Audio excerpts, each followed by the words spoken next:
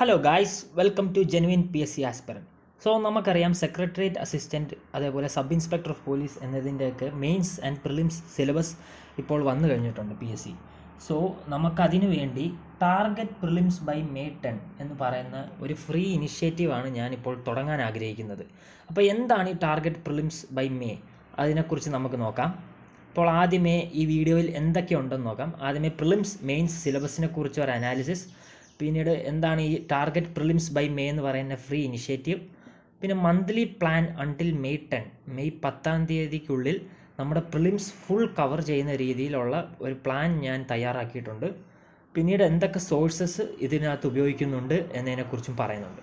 So first of all നമുക്ക് ഈ annual exam calendar, PSCയുടെ ആനുവൽ എക്സാം കലണ്ടർ അനുസരിച്ച് നോക്കുകയാണെങ്കിൽ ആംഡ് പോലീസ് ഇൻസ്പെക്ടർ അതേപോലെ സബ് ഇൻസ്പെക്ടർ ഓഫ് പോലീസ് ഇത് രണ്ടിനും പ്രിലിംസ് നടക്കുന്നത് മെയ് ജൂലൈ മാസങ്ങളിലാണ്. അതേപോലെ ഓഗസ്റ്റ് ഒക്ടോബറിലായിരിക്കും ഇതിൻ്റെ മെയിൻസ് എക്സാം നടക്കുന്നത്. തൊട്ട് താഴെ അസിസ്റ്റൻറ്റ് എന്ന് പറഞ്ഞാൽ സെക്രട്ടേറിയറ്റ് അസിസ്റ്റൻറ്റ് എക്സാമിൻ്റെ പ്രിലിംസും മെയ് ജൂലൈ മാസത്തിലും അതിൻ്റെ മെയിൻസ് നടക്കുന്നത് ഓഗസ്റ്റ് ഒക്ടോബർ മാസത്തിലും ആയിരിക്കും. നമുക്കറിയാം ഡിഗ്രി ലെവൽ എക്സാമുകളെല്ലാം ഒരേ മാസത്തിലായിരിക്കും, ഒരേ ഡേറ്റിലായിരിക്കും പ്രിലിംസ് നടക്കുന്നത്. അപ്പോൾ മെയ് ടു ജൂലൈ ഒരൊറ്റ എക്സാമേ കാണത്തുള്ളൂ. ഡിഗ്രി 3 ഫേസ് ആയിട്ടായിരിക്കും നടത്തുന്നത്. പ്രിലിംസ് എക്സാം 3 ഫേസ് ആയിട്ട്. പിന്നീട് ഓഗസ്റ്റ് ഒക്ടോബറിൽ മെയിൻസ് എക്സാമും കാണും. അപ്പോൾ പൊതുവേ ഫസ്റ്റ് SIയുടെ എക്സാമാണ് മെയിൻസ് നടക്കാറ്. അത് ഓഗസ്റ്റിലുണ്ടാകും എന്ന് നമുക്കിപ്പോൾ അസ്യൂം ചെയ്യാം. എന്നിട്ട് സെപ്റ്റംബറിൽ സെക്രട്ടേറിയറ്റ് അസിസ്റ്റൻറ്റിൻ്റെ മെയിൻസും കാണുമെന്ന് നമുക്ക് അസ്യൂം ചെയ്യാം. സോ മെയ് ടു ജൂലൈ വരെയാണ് ഇപ്പോൾ പ്രിലിംസിൻ്റെ ഡേറ്റ് പറഞ്ഞിട്ടുള്ളത്. May to July. നമുക്ക് അറിയാം PSC എക്സാം നടത്തുന്നത് പൊതുവെ സാറ്റർഡേയ്സിലാണ്. അപ്പം മെയ് മാസത്തിലെ ആദ്യത്തെ സാറ്റർഡേ എന്ന് പറയുന്നത് May 3 May 3 maybe May 3 exam നടത്തില്ല എന്ന് വിചാരിക്കൂ. ഏറ്റവും എക്സ്ട്രീം കേസായിട്ട് ഞാനിപ്പോൾ എടുത്തിരിക്കുന്നത് മെയ് 10 ആദ്യത്തെ prelims exam. Degree level prelims എക്സാമിൻ്റെ ആദ്യത്തെ ഫേസ് മെയ് 10 നടക്കുന്നതെന്ന് ഞാൻ അസ്യൂം ചെയ്യുന്നു. അതിനനുസരിച്ച് മെയ് 9 അല്ലെങ്കിൽ 8 2 ടൈംസ് റിവിഷനോടുകൂടി തീരുന്ന ഒരു പ്ലാനാണ് ഞാൻ തയ്യാറാക്കിയിട്ടുള്ളത്. So let's move to the plan. ആദ്യമേ സിലബസ് നോക്കാം. പ്രിലിംസിൻ്റെ സിലബസിൽ പ്രത്യേകിച്ച് വ്യത്യാസമൊന്നും വന്നിട്ടില്ല. പഴയതുപോലെ തന്നെയാണ്. History 10, geography 5, economics 5, civics 5, constitution 5 എല്ലാം അതേപോലെ. പിന്നെ ലാസ്റ്റ് 20-20 10 എന്ന് പറയുന്ന പോലെ മാത്സ്, ഇംഗ്ലീഷ് 20-20, മലയാളം 10 മാർക്കും. ഓക്കെ, ഇനി മെയിൻ സിലബസിലോട്ട് കിടക്കാം. മെയിൻ സിലബസിൽ ഇവിടെ കട്ട് ചെയ്ത് കോപ്പി ചെയ്തപ്പോൾ ഒരു തെറ്റ് പറ്റിപ്പോയി. പ്രിലിംസിൻ്റെ അതേ സിലബസാണ് ഞാൻ ഇവിടെ കട്ട് ചെയ്തേക്കുന്നത്. സോ നമുക്ക് കറക്റ്റ് അതിൻ്റെ PDF തന്നെ നമുക്ക് എടുത്തു നോക്കാം. ഓക്കെ, ഇതാണ് പേപ്പർ 1ൻ്റെ സെക്രട്ടേറിയറ്റ് അസിസ്റ്റൻറ്റിൻ്റെ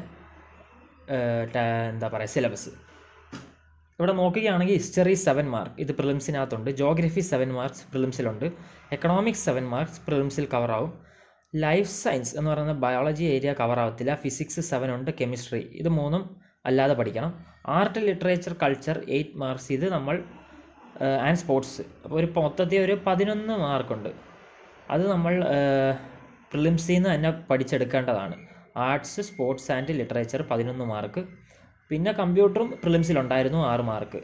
മാത്സും ഉണ്ട്, ഇംഗ്ലീഷും ബാക്കി എല്ലാം അപ്പോൾ പേപ്പർ 1 പ്രിലിംസിനകത്തുള്ള ഏരിയാസാണ്. ഓൺലി ഈ 3 എണ്ണം 4, 5, 6 ലൈഫ് സയൻസ്, ഫിസിക്സ്, കെമിസ്ട്രിയാണ് അധികം പേപ്പർ 1 പഠിക്കാനായിട്ടുള്ളത്. ഓക്കെ, മെയിൻസിന്. ഇനി ഇത് പേപ്പർ 1 ആണ്. പേപ്പർ 2 മെയിൻസിൻ്റെ പേപ്പർ 2 നോക്കുകയാണെങ്കിൽ എൻറ്റയർലി ഡിഫറെൻ്റ് ആയിട്ടുള്ള ബട്ട് കുറേ സിമിലാരിറ്റീസ് ഉള്ളൊരു പേപ്പറാണ് പ്രിലിംസുമായിട്ട് നോക്കുകയാണെങ്കിൽ. നമുക്ക് നോക്കാം. ആദ്യമേ തന്നെ principle of administration, principle of management 10 mark. ഇത് രണ്ടും പുതിയ ടോപ്പിക്സ് ആയിരിക്കും. പബ്ലിക് അഡ്മിനിസ്ട്രേഷൻ ബേസ് ചെയ്തിട്ടുള്ള ടോപ്പിക്സാണ്. ബിക്കോസ് സെക്രട്ടേറിയറ്റ് അസിസ്റ്റൻ്റ് തന്നെ ഒരു അഡ്മിനിസ്ട്രേഷൻ ആണല്ലോ നമ്മൾ ചെയ്യേണ്ടത്. അതുകൊണ്ട് അതിനെ ബേസ് ചെയ്തുള്ള ടോപ്പിക്സാണ് തന്നിരിക്കുന്നത്. Constitutional structure 12 and central relations 8. ഇത് രണ്ടും ആക്ച്വലി ലക്ഷ്മികാന്തിൻ്റെ അതേ ചാപ്റ്റേഴ്സ് അതേപോലെ കൊടുത്തിരിക്കുക സിലബസിനകത്ത്. ഒരു വ്യത്യാസവും ഇല്ല. സോ ലക്ഷ്മികാന്ത് നമ്മൾ എന്തായാലും ഇവിടെ പ്രിലിംസിന് പഠിക്കുന്നുണ്ടെങ്കിൽ ഇത് ഫുൾ കവറായി പൊക്കോളും. അപ്പോൾ 20 മാർക്ക് അവിടെ നിന്ന് കവറായി. പിന്നെ Kerala's economy, Kerala model of development കുറച്ച് ഓവർലാപ്പ് നമുക്ക് ഈ എക്കണോമിക്സുമായിട്ട് കാണാൻ സാധിക്കുമായിരിക്കും. പക്ഷേ നമ്മൾ ഒരു എക്സ്ട്രാ എഫേർട്ട് ഇവിടെ ഇടേണ്ടി വരും. പിന്നീടുള്ളത് environment and climate, disaster management, governance. So ഇത്രയാണ് മെയിൻസിൻ്റെ പേപ്പർ 2-നകത്തുള്ളത്. നൗ സബ് ഇൻസ്പെക്ടർ ഓഫ് പോലീസിൻ്റെ മെയിൻ സിലബസ് നോക്കിയാൽ പഴയതുപോലെ തന്നെയാണ്, വ്യത്യാസം ഒന്നുമില്ല. 3 ജോഗ്രഫി എല്ലാം 5, 6 ബയോളജി മാത്രമേ ഉള്ളൂ 6 മാർക്ക്, ഫിസിക്സും കെമിസ്ട്രി ഇല്ല, കറണ്ട് അഫയേഴ്സ് 5 എന്ന് കൊടുത്തിട്ടുണ്ട്, മാത്സ് 10, എല്ലാം 10. പിന്നെ സ്പെഷ്യൽ ടോപ്പിക്കിലാണ് ഇവിടെ വ്യത്യാസം വന്നിട്ടുള്ളത്. 45 മാർക്ക് സ്പെഷ്യൽ ടോപ്പിക് അല്ല, ഇപ്പോൾ IPC CRPC എല്ലാം മാറിയിട്ട് BNS ഭാരതീയ നാഗരിക സുരക്ഷാ സംഹിത അതെല്ലാമായി മാറിയിട്ടുണ്ട്.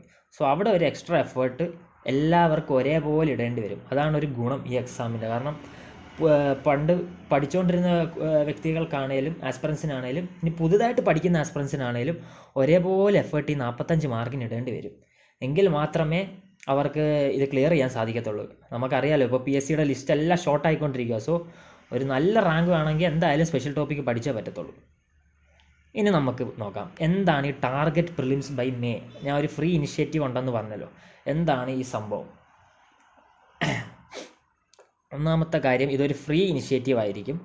നമ്മൾ എൻറ്റയർ പ്രിലിംസ്, ഫുൾ പ്രിലിംസ് നമ്മൾ May 10-നുള്ളിൽ തീർക്കും.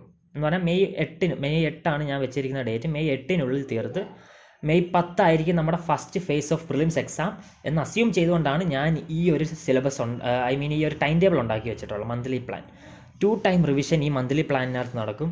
പിന്നെ ഈ മന്ത്ലി പ്ലാനിൽ ചില ദിവസങ്ങൾ റിസർവ് ഡേയ്സ് ഞാൻ വെച്ചിട്ടുണ്ട്, എന്തെങ്കിലും നമുക്ക് പഠിക്കേണ്ട ബാക്ക്ലോഗ് വന്നു കഴിഞ്ഞാൽ അത് തീർക്കാനായിട്ട്. പിന്നെ ഈ പ്ലാൻ ഞാൻ ചെയ്തിരിക്കുന്നത് റിവേഴ്സ് പ്ലാനിങ് എന്ന രീതിയിലാണ്. റിവേഴ്സ് പ്ലാനിങ് എന്താണെന്ന് ഞാൻ ഇപ്പോൾ പറഞ്ഞുതരാം. അപ്പോൾ നമുക്ക് മന്ത്ലി പ്ലാൻ എന്താണെന്ന് ചെക്ക് ചെയ്യാം. What is our monthly plan?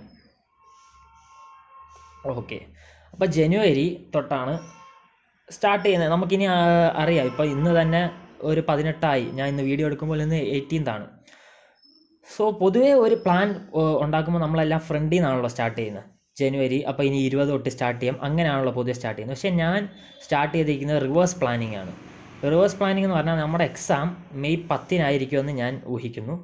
എന്നിട്ട് ഞാൻ ബാക്കിൽ നിന്നാണ് സ്റ്റാർട്ട് ചെയ്തിരിക്കുന്നത്. എക്സാം എല്ലാം പ്ലാനിങ്ങും എല്ലാം ഞാൻ ബാക്കിൽ നിന്ന് റിവേഴ്സ് പ്ലാനിങ് ആണ് ചെയ്തിരിക്കുന്നത്. അതിനനുസരിച്ചാണ് ഞാൻ പ്ലാൻ ഉണ്ടാക്കിയിട്ടുള്ളത്.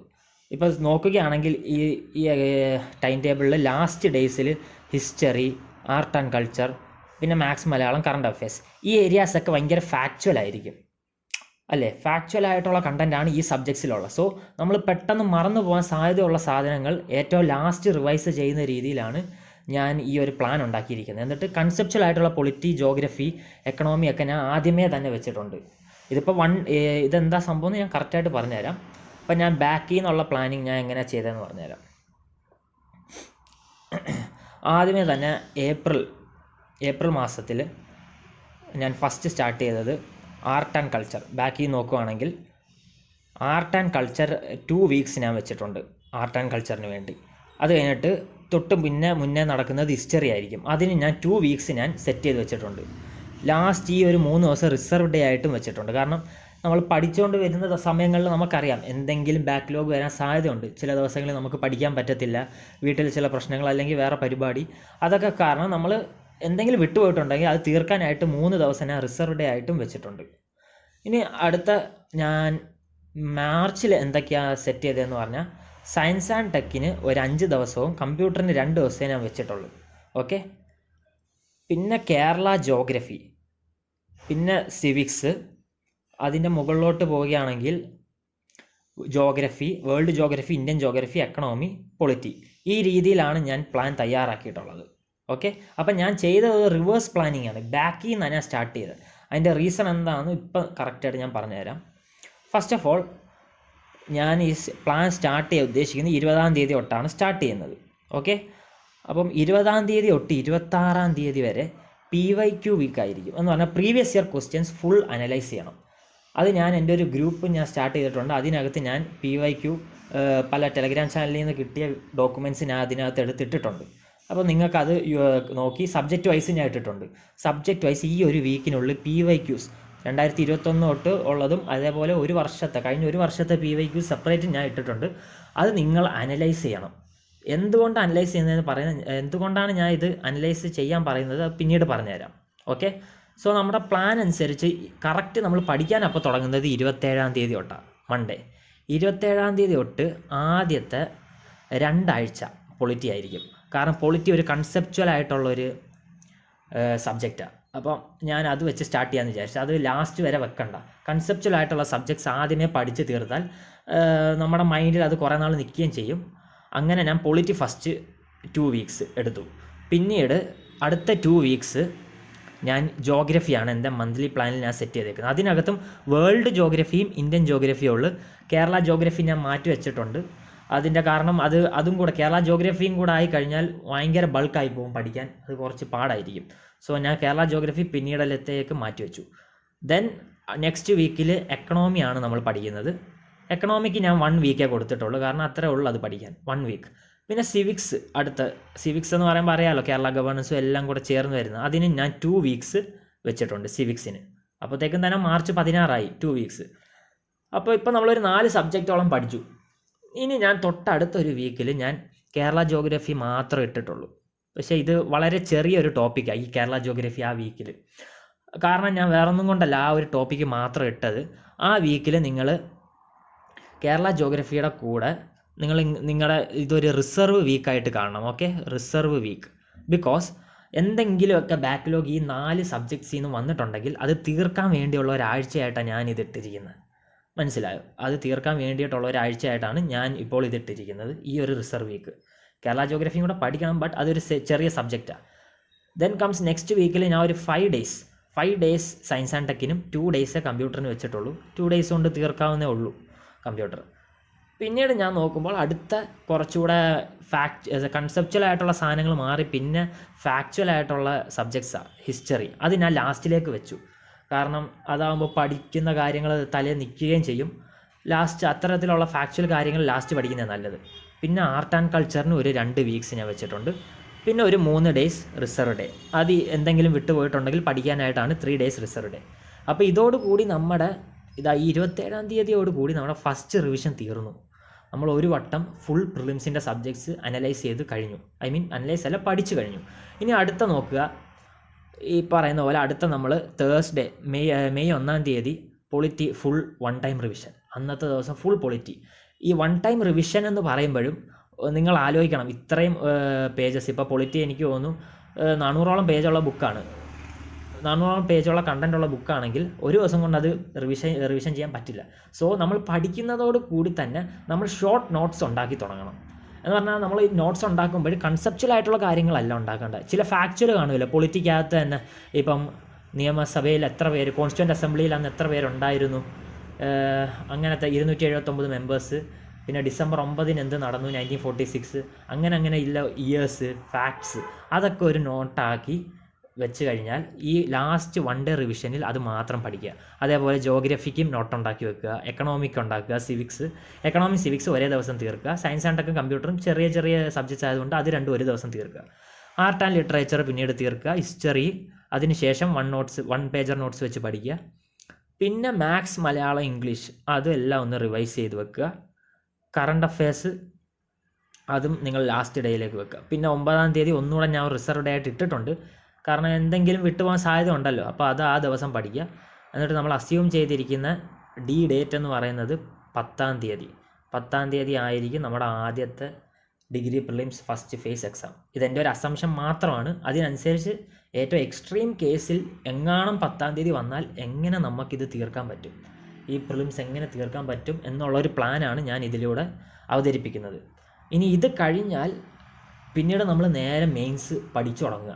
10-ാം തീയതിക്കുള്ളിൽ എക്സാം കഴിഞ്ഞാലും ഇല്ലേലും, ഇനി നിങ്ങളുടെ എക്സാം ഫസ്റ്റ് ഫേസിലാണെങ്കിലും അല്ലെങ്കിലും മെയിൻസ് പഠിച്ചു തുടങ്ങുക. കാരണം നിങ്ങൾ ഒരു കാര്യം മനസ്സിലാക്കണം, ഇവിടെ നോക്കുക, 1 മിനിറ്റ് ഗൈസ്, ഇവരെ തന്നിരിക്കുന്ന എക്സാം കലണ്ടർ നോക്കുക. മെയ് ടു ജൂലൈ വരെ വേണമെങ്കിൽ പ്രിലിംസ് എക്സാം ഉണ്ടാവാം. ഓക്കെ, ഇൻ കേസ് ജൂലൈയിലാണ് ലാസ്റ്റ് ഫേസ് എന്ന് വിചാരിച്ചോ ഡിഗ്രിയുടെ പ്രിലിംസിൻ്റെ, എന്നിട്ട് നേരെ തൊട്ടടുത്ത മാസം തന്നെ അവർക്ക് വേണമെങ്കിൽ മെയിൻസ് വെക്കാം. ആ ഗ്യാപ്പ് വളരെ കുറവാണ്. സോ നമ്മൾ മെയ് 10-ന് ശേഷം തൊട്ട് മെയിൻസ് പഠിച്ചേ പറ്റൂ. എങ്കിൽ മാത്രമേ നമുക്ക് ഈ എക്സാം ക്രാക്ക് ചെയ്യാൻ ഒരു ചാൻസ് ഞാൻ കാണുന്നുള്ളൂ. അറിയാം, കോമ്പറ്റീഷൻ വളരെ കൂടുതലാണ്. സോ വലിയ ലിസ്റ്റും കാണത്തില്ല. അപ്പോൾ നമ്മൾ ഇത്തരം ഒരു പ്ലാനിലോട്ട് മാറിയാൽ മാത്രമേ നമുക്ക് സക്സസ് റേറ്റ് ഉണ്ടാകത്തുള്ളൂ. ഓക്കെ, സോ ഇതായിരുന്നു എൻ്റെ മന്ത്ലി പ്ലാൻ. ഞാൻ അവിടെ പറഞ്ഞു കഴിഞ്ഞു. സ്റ്റിൽ ഇപ്പോഴും നിങ്ങൾക്ക് ഈ ഒരു എന്താണ് ഈ target prelims by May, sorry guys,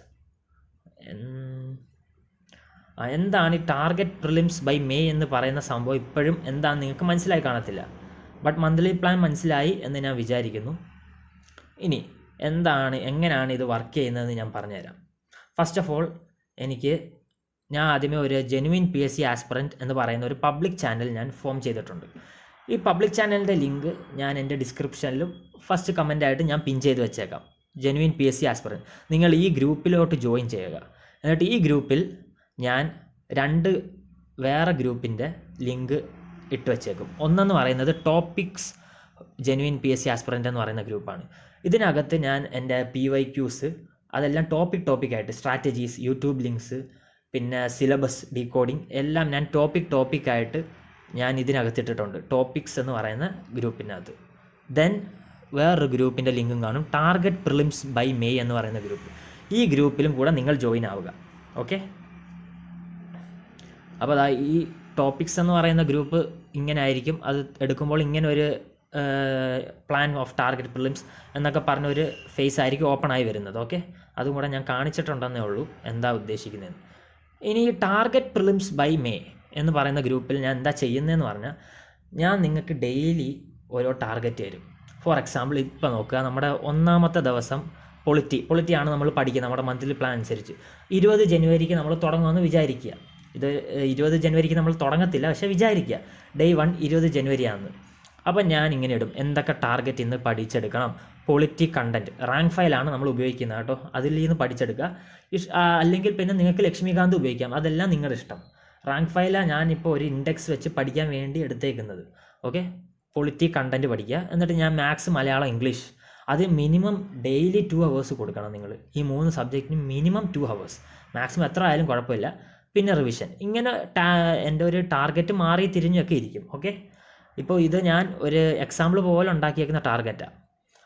അതിനുശേഷം ഞാൻ ഈ ടാർഗറ്റ് ഇടുന്നത് എപ്പോഴാണെന്ന് പറഞ്ഞാൽ, ഡെയിലി ഇപ്പം 20th ജനുവരി അല്ലേ, 20th ജനുവരിക്കുള്ള ടാർഗറ്റാണ്. പക്ഷെ ഞാൻ ഈ ടാർഗറ്റ് ഇടുന്നത് ജനുവരി 19-നായിരിക്കും. Plan your daily target a day before, തലേന്ന് തന്നെ പ്ലാൻ ചെയ്യുക. ഓക്കെ, ഞാൻ എൻ്റെ ടാർഗറ്റ് ഇടും. അതിനനുസരിച്ച് നിങ്ങൾ എന്ത് ചെയ്യണം, നിങ്ങളൊരു ഡെയിലി ടാർഗറ്റ് ട്രാക്കർ എഴുതണം. ഞാനൊരു പ്ലാൻ ആ ഗ്രൂപ്പിൽ ഇടുമല്ലോ, ആ പ്ലാൻ ഞാൻ ജനുവരി 19-ന് ഒരു 9:30 മണിയാകുമ്പോൾ തന്നെ ഞാൻ ആ പ്ലാൻ ഇടും. ആ ടാർഗറ്റ് ഫോർ പ്രിലിംസ് എന്ന് പറയുന്ന ഗ്രൂപ്പിൽ 9:30 ആകുമ്പോൾ തന്നെ ഞാൻ ആ പ്ലാൻ ഇടും. അതിനനുസരിച്ച് നിങ്ങളൊരു ഡെയിലി ടാർഗറ്റ് ട്രാക്കർ എഴുതി വെക്കണം. ഓക്കെ, എന്നിട്ട് വേണം നിങ്ങളെ കിടക്കാൻ. കാരണം നമ്മൾ അടുത്ത ദിവസം എണീറ്റല്ല പ്ലാൻ ഉണ്ടാക്കേണ്ടത്, തലേന്ന് തന്നെ പ്ലാൻ ചെയ്ത് വെക്കണം. എങ്കിൽ മാത്രമേ നമുക്ക് ആ പ്ലാൻ കംപ്ലീറ്റ് ചെയ്യാനായിട്ട് നെക്സ്റ്റ് ഡേ നമുക്കൊരു ത്വര വരത്തുള്ളൂ. ഓക്കെ, അങ്ങനെ പഠിച്ചാലേ കാര്യമുള്ളൂ എന്നാണ് എനിക്ക് ഇത്ര നാളത്തെ ഒരു എക്സ്പീരിയൻസ് വെച്ച് തോന്നുന്നത്. സോ നമ്മൾ തലേന്ന് തന്നെ ആ പ്ലാനെല്ലാം ഇതേപോലെ എഴുതി വെക്കുന്നു, ഡെയിലി ടാർഗറ്റ്. എന്നിട്ട് അടുത്ത ദിവസം എന്ന് പറഞ്ഞാൽ ജനുവരി 20-ാം തീയതി, നമ്മുടെ ഡേ 1 ആണ്, അസംഷനാണ് എല്ലാം. ഡേ 1 ജനുവരി 20-ന് നിങ്ങൾ 9:30 രാത്രി 9 തൊട്ട് 9:30ക്ക് ഞാൻ എൻ്റെ ടാർഗറ്റ് ഫോർ പ്രിലിംസ് എന്ന് പറയുന്ന ഗ്രൂപ്പ് ഞാൻ ഓപ്പൺ ചെയ്യും. ഓക്കെ, ആ ഗ്രൂപ്പ് ഓപ്പൺ ചെയ്യുമ്പോൾ നിങ്ങൾ ഇതേപോലെ ഫോട്ടോ ആക്കി നിങ്ങൾ എത്ര എണ്ണം കംപ്ലീറ്റ് ചെയ്തു എന്നുള്ളത് ടിക്കിട്ട് അതിനകത്ത് ഇടുക.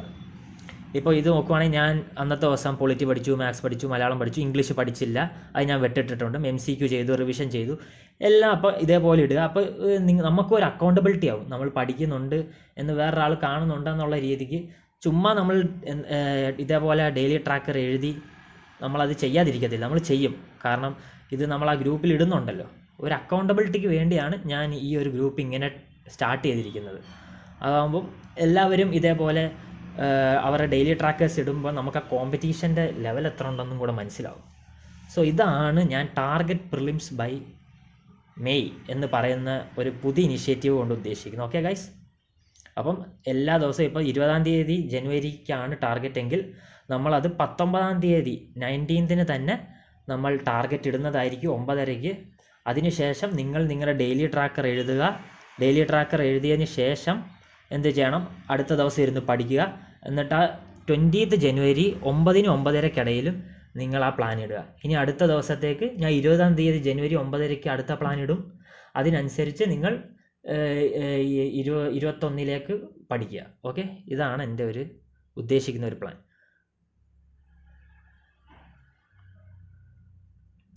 ഓക്കെ, ഇനി മന്ത്ലി പ്ലാനിനകത്ത് ഉള്ളൊരു കാര്യം കൂടെ പറഞ്ഞോട്ടെ. മന്ത്ലി പ്ലാനിൽ ഇപ്പോൾ പോളിറ്റി ഞാൻ പറഞ്ഞല്ലോ 2 വീക്ക് ഉണ്ടെന്ന്.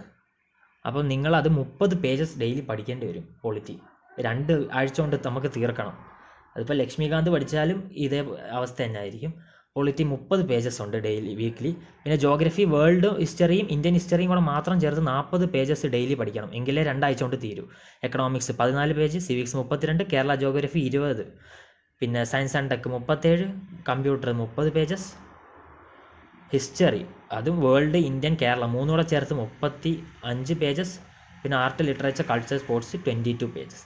അപ്പോൾ ഇത്രയും കൂടാണ് നമുക്ക് പഠിക്കാനുള്ളത്. ഓക്കെ, അത് ഞാനൊന്ന് ഡിവൈഡ് ചെയ്തിട്ടതാണ് ഈ പ്ലാൻ എങ്ങനെയാണ് പോകുന്നത്, എത്ര പേജസ് ഒരു ദിവസം പഠിക്കേണ്ടി വരുമെന്ന്.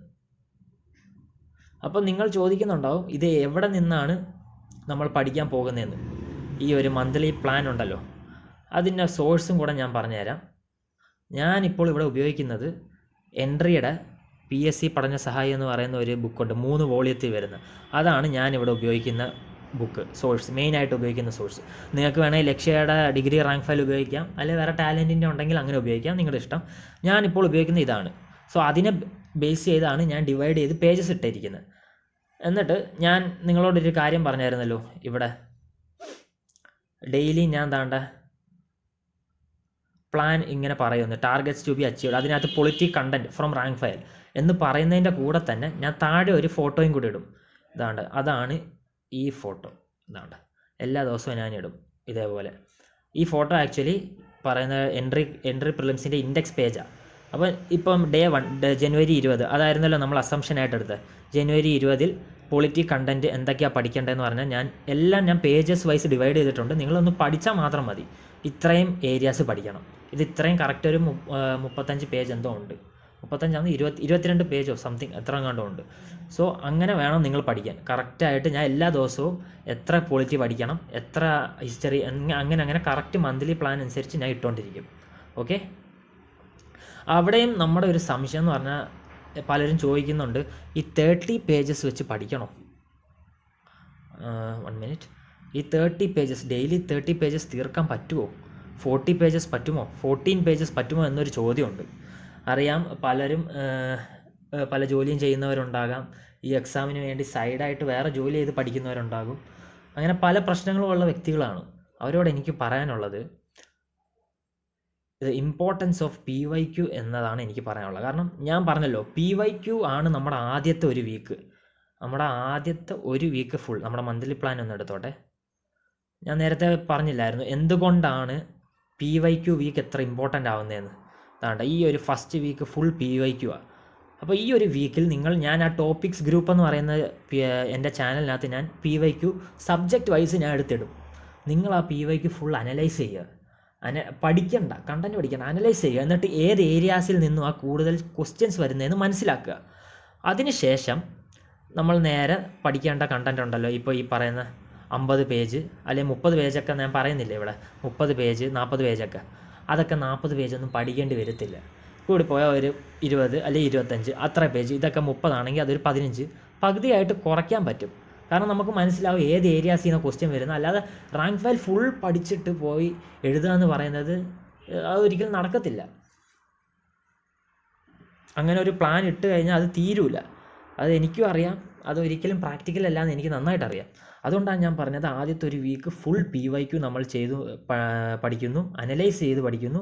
എന്നിട്ട് ഓരോ സബ്ജക്റ്റ് എവിടെ നിന്നാണ് കൂടുതൽ ക്വസ്റ്റ്യൻസ് വരുന്നതെന്ന് മനസ്സിലാക്കുന്നു. അത് നിങ്ങളുടെ സൈഡിൽ നിങ്ങൾ എടുക്കേണ്ട എഫേർട്ടാണ്. അതിനുശേഷം ഞാൻ ഓരോ സബ്ജക്റ്റിനും എത്ര പേജസ് വെച്ച് പഠിക്കണമെന്ന് സബ് ടോപ്പിക്സ് ഇടും. ആ സബ് ടോപ്പിക്സിൽ ഇമ്പോർട്ടൻ്റ് ആയിട്ടുള്ള ഏതാണെന്ന് നിങ്ങൾ ഈ PYQ വെച്ച് മനസ്സിലാക്കി പഠിക്കുക. അതാകുമ്പോൾ നിങ്ങൾക്ക് പെട്ടെന്ന് പഠിച്ചിടാനും പറ്റും, എല്ലാം കറക്റ്റായിട്ട് പോവുകയും ചെയ്യും. ഓക്കെ, അപ്പോൾ PYQയുടെ ഇമ്പോർട്ടൻസ് പറഞ്ഞു, സോഴ്സിൻ്റെ കാര്യങ്ങളെല്ലാം ഞാൻ പറഞ്ഞിട്ടുണ്ട്. ഇനി വേറെ എന്തെങ്കിലും ഉണ്ടോ? ഒരു മിനിറ്റ് നോക്കിക്കോട്ടെ. Daily tracker. ഓക്കെ, ഇനി ലാസ്റ്റായിട്ട് ഈ സ്ട്രാറ്റജി വർക്കാവുന്നത് ആർക്കൊക്കെ ആയിരിക്കുമെന്ന് ഞാൻ ഒന്ന് പറയാം.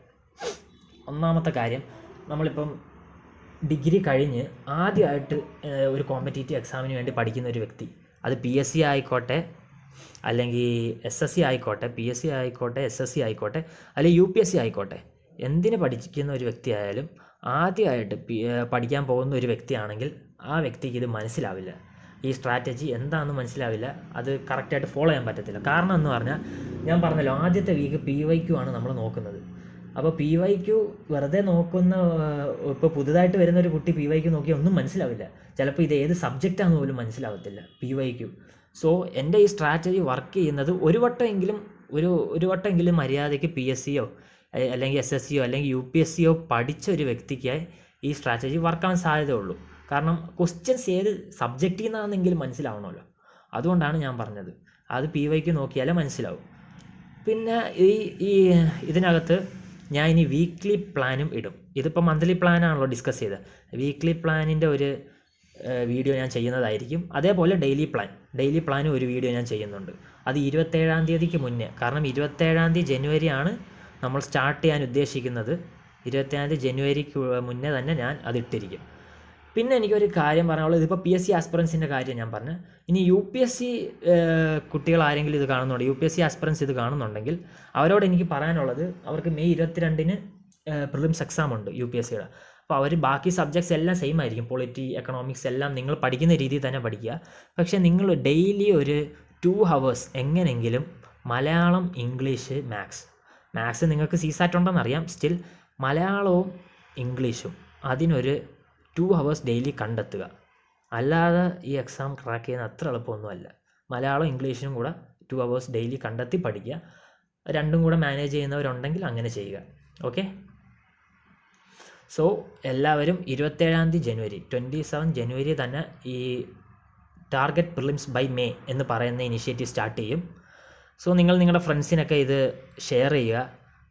കഴിവതും കൂടുതൽ ആളുകളെ ഇതിനകത്തോട്ട് കൊണ്ടുവരിക ഈ ഗ്രൂപ്പിൽ. എങ്കിൽ മാത്രമേ നമുക്ക് ആ ഒരു, ഞാൻ പറഞ്ഞല്ലോ, കോമ്പറ്റീഷൻ എത്ര ഉണ്ടെന്ന് നമുക്ക് മനസ്സിലാകത്തുള്ളൂ. എല്ലാവരും കഴിവതും ഇത് ഷെയർ ചെയ്യുക. Okay, that's all for today. അപ്പോൾ താങ്ക് യു. ഇനി അടുത്ത വീക്ക്ലി പ്ലാനും ഡെയിലി പ്ലാനുമായിട്ട്